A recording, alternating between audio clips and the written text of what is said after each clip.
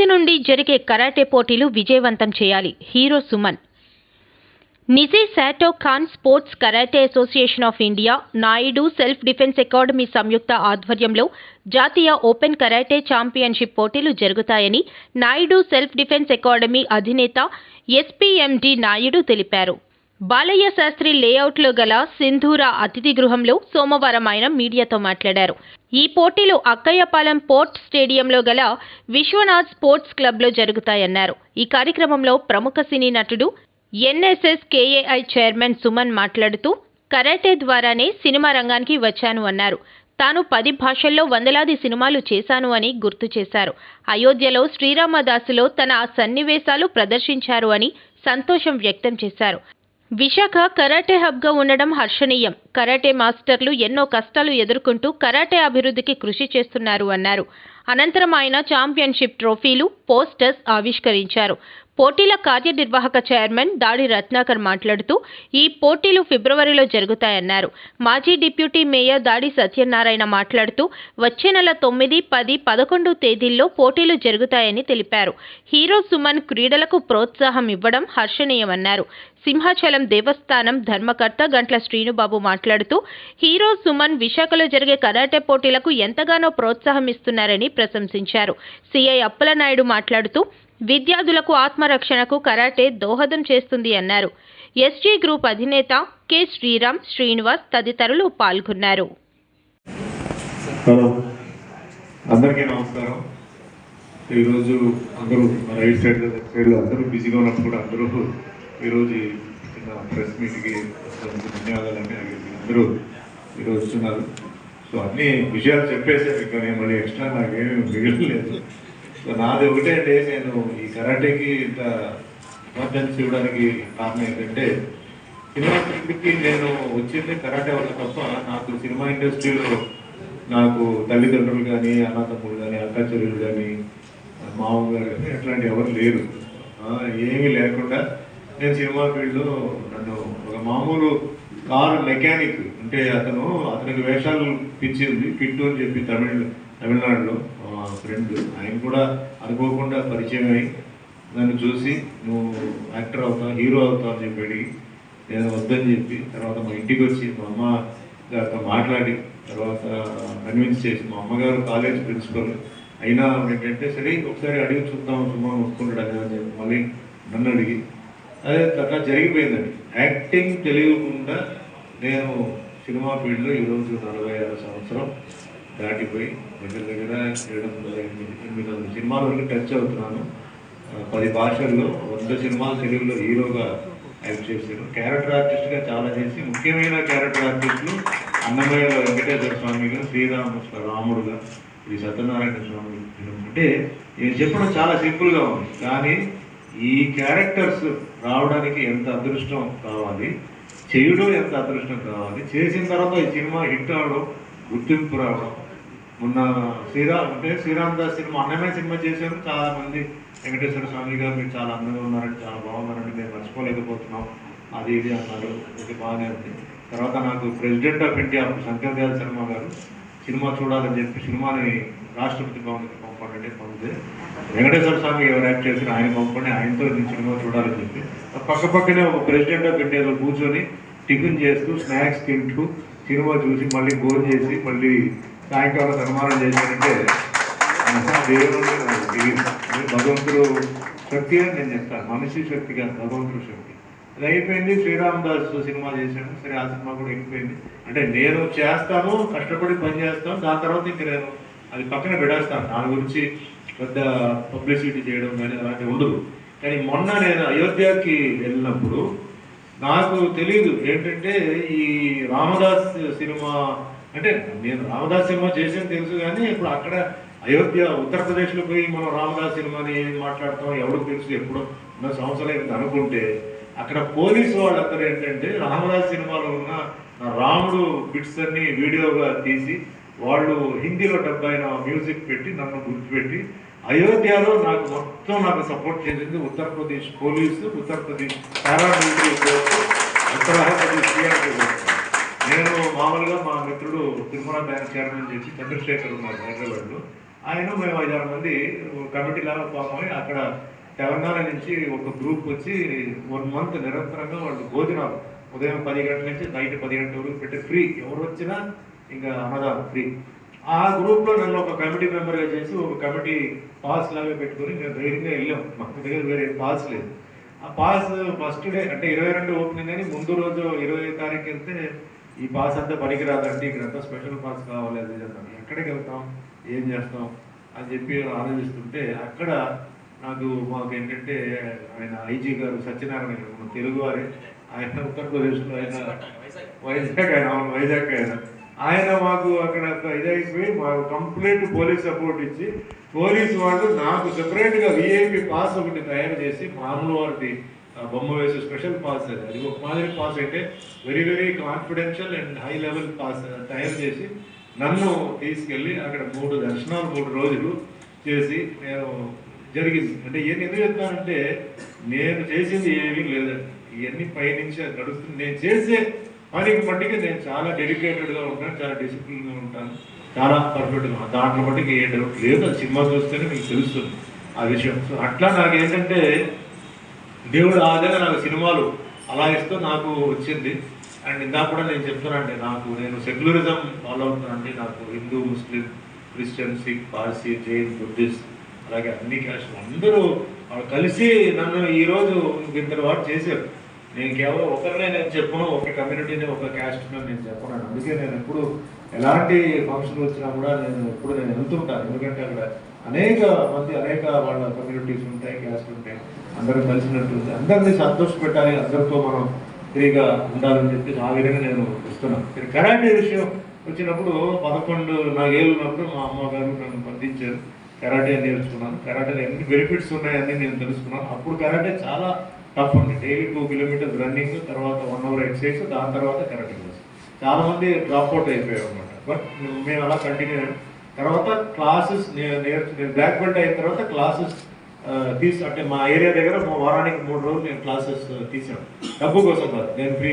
వాళ్ళు ఇచ్చే ఫీజు ఏమో మాస్టర్కి ఇచ్చేవాడిని, నాకేం లేదు, సరదాగా నేను ఫ్రీగా చేశాను. తర్వాత నేను సీనియర్ క్లాసెస్ వెళ్ళి అట్లా నేర్చుకుని సండే రోజు బీచ్కి వెళ్ళి బేర్ బాడీ ఎండలో వాటర్లో ప్రాక్టీస్ అనమాట. అది వాటి ప్రాక్టీస్ అవన్నీ చేశాను. ఇప్పుడు ఇవన్నీ ఎందుకు చెప్తున్నానంటే అండి, ఇక్కడ చాలామంది ఇక్కడ విశాఖపట్నం అనేది నాకు తెలిసిన వరకు, ఇంకా ఇక్కడ టోటల్గా ఆంధ్ర తెలంగాణ అన్ని చూస్తే one of the best karate hub ఇది క్రియేట్ చేసిన ఒక ఏరియా. అంటే వరల్డ్ టోర్నమెంట్, ఏషియన్ టోర్నమెంట్ ఇవన్నీ జరిగింది. సో నాకేంటంటే ఇక్కడ ఇంట్రెస్ట్ ఎందుకు నేను వస్తున్నానంటే, ఇక్కడ అందరూ ఏంటంటే అంత మంచి టోర్నమెంట్స్ అంటే చేయడం చాలా కష్టం. ముఖ్యంగా నాయుడు అలాంటి టోర్నమెంట్ అంటే 4 రోజులు 5 రోజులు కూడా ఆయన చేస్తారు. చాలా కష్టం అది. అందరికి భోజనాలు, అకామిడేషన్, ట్రాన్స్పోర్టేషన్ చేస్తారు. సో అంత అభిమానం చూపించినప్పుడు మనం కూడా ఏంటంటే మనం దాన్ని సపోర్ట్ చేయాలి. ఒకటి. రెండోది, కరాటే మాస్టర్స్ ఎంతోమంది ఎంత కష్టాలు ఉన్నాయో నాకు తెలుసు. ఎందుకంటే అప్స్ అండ్ డౌన్స్ ఉంటాయి, వాళ్ళ కాంపిటీషన్స్ ఉంటాయి, తర్వాత రకరకాల ప్రాబ్లమ్స్ ఉంటాయి. దాని మీదనే బ్రతుకుతున్నారు వాళ్ళు. సో మనం వెళ్ళి ఒక కప్ ఓపెనింగ్, ఏదో ప్రెస్ మీట్ ఏదో కొంచెం చేసి వాళ్ళకి అంటే నా ఫేస్ వాల్యూతో ఆ టోర్నమెంట్ గారు, అలాగే నాయుడు గారికి, మాజీ డిప్యూటీ మేయర్, మనలో నిరంతరం కూడా అనేక కార్యక్రమాలు నిర్వహించినటువంటి దాడి సత్యనారాయణ గారికి, పెద్దలు మహానటుడు అంటారు సుమన్ గారిని. ఎందుకంటే ఈతరం పిక్చర్స్ అంటే అన్నీ కూడా హిట్ సినిమాలే. అటువంటి ఈతరం పిక్చర్స్లోనే అన్నింటా కూడా సుమన్ గారు నటించి తెలుగు రాష్ట్రాలతో పాటు ఎంతో మందిని మెప్పించారు. నేటి భారతం కానీ, బావబామర్ది కానీ, గంగలుడి కానీ, ఇలా ఎన్నో సినిమాలు సందేశాత్మకమైన చిత్రాల్లో సుమన్ గారు నటించి, సుమన్ గారిని ఒకరోజు మనం జర్నలిస్టులు అందరం కూడా మన వైజాగ్ జర్నలిస్ట్ ఫోరం బిల్డింగ్లో ఘనంగా సన్మానించుకున్నాం. ఆ రోజు సుమన్ గారిని అడిగాం, సుమన్ గారు మీరు పోటీ పడి డ్యాన్స్ చేశారంటే మీరు నా డ్యాన్స్ చూసారు, హీరోయిన్ డ్యాన్స్ చూశారని మనం అన్నారు.